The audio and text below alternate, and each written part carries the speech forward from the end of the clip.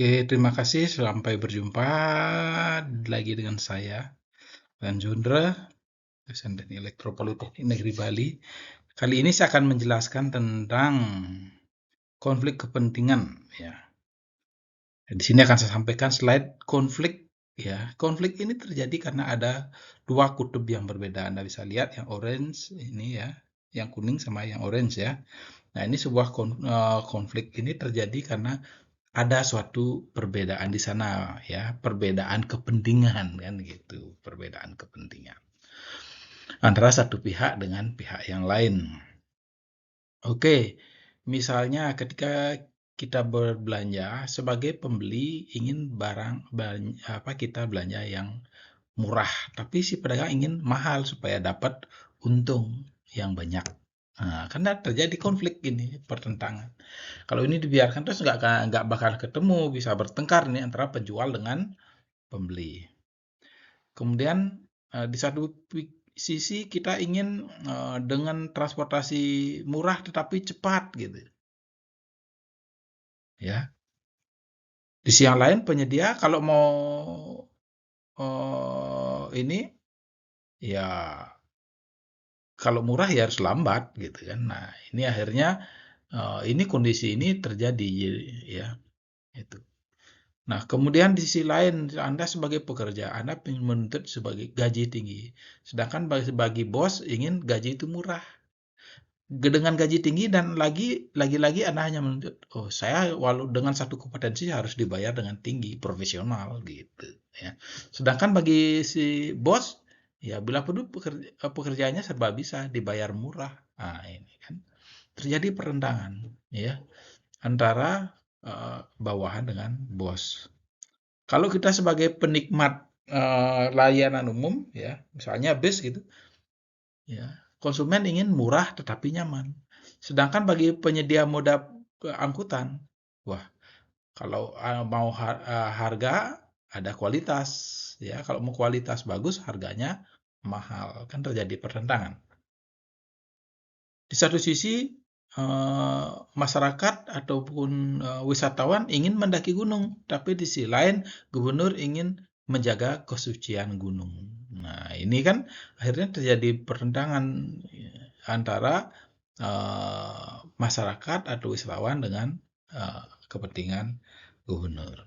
Ya, nah sehingga terjadilah konflik itu. Nah, ketika konflik ini terjadi untuk bisa terjadi sebuah hubungan antara si A dengan si B itu maka harus ada rekonsiliasi ya rekonsiliasinya apa yaitu untuk mengatasi ini mau murah ini mahal ya harus ada perjanjian ya harganya sekian ya harganya sekian lebih murah ya mau kecepatannya bagaimana mau lambat ya mau cepat nah ini ya kalau murah berarti lambat kalau mahal berarti cepat kan gitu nah ini diatur dalam perjanjian gitu ya seperti misalnya perjanjian yang lagi in sekarang adalah untuk ekspedisi ya pengiriman barang yang dibeli secara online ya kalau mau cepat sampai di rumah kalian, berarti kalian harus pilih ekspedisi dengan biaya yang lebih mahal. Itu udah konsekuensinya. Ya, sehingga penyedia ekspedisi sudah menyiapkan ini, apa namanya, sebuah klausul, ya, sebuah perjanjian gitu. Harga dan berbanding lurus dengan kecepatan. Semakin mahal, maka kecepatannya akan semakin tinggi. Nah, untuk konflik antara pekerja dengan pemberi kerja itu harus dituangkan dalam kontrak kerja yang disepakati oleh kedua belah pihak. Mau gajinya seberapa besarnya, ya sesuai dengan kompetensi yang diharapkan. Satu kompetensi apa serba bisa, nah, kan itu. Atau dua kompetensi atau berapa. Nah inilah dituangkan di dalam kontrak kerja dan ini berlaku untuk berapa lama, kan itu. Nah untuk mode mode umum ya penyediaan untuk sarana transportasi itu misalnya diciptakan kelas. Kalau mau eh, nyaman ya tentu harus misalnya kalau naik pesawat ya naik saja apa kelas bisnis ya itu. Nah, kalau misalnya uangnya sedikit ya kanggo kelas ekonomi, kan gitu. Inilah rekonsiliasi ini, ya.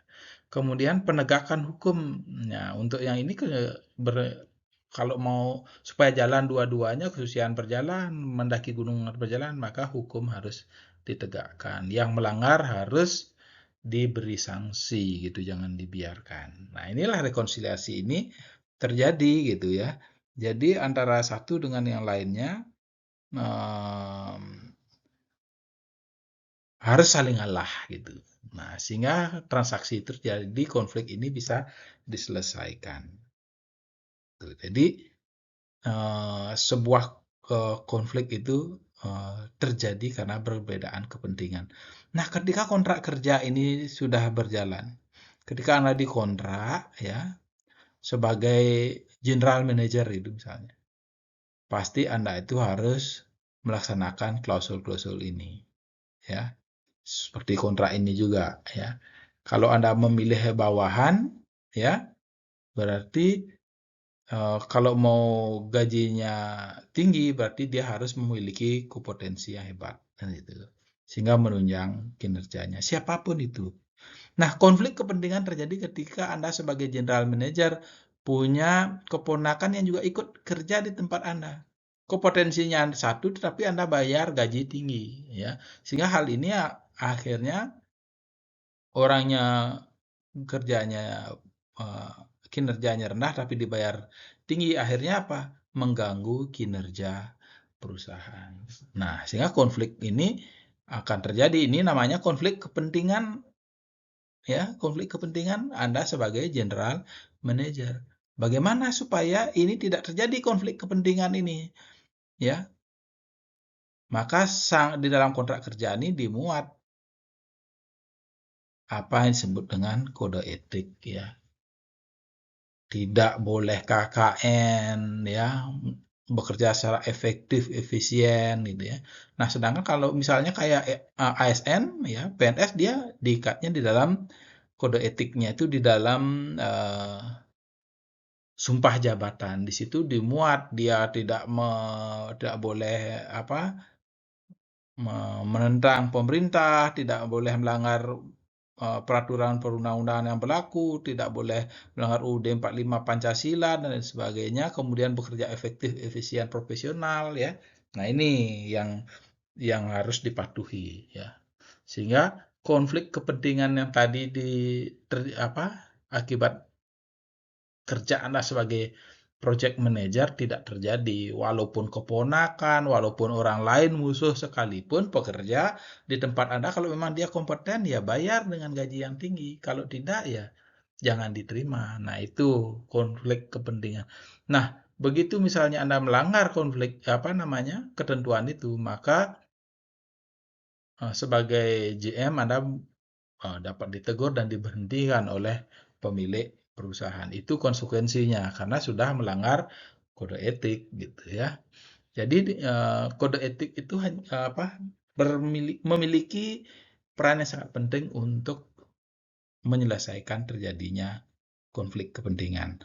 Demikian Anda bisa tonton di contoh konflik kepentingan yang sudah dimuat dalam video ya.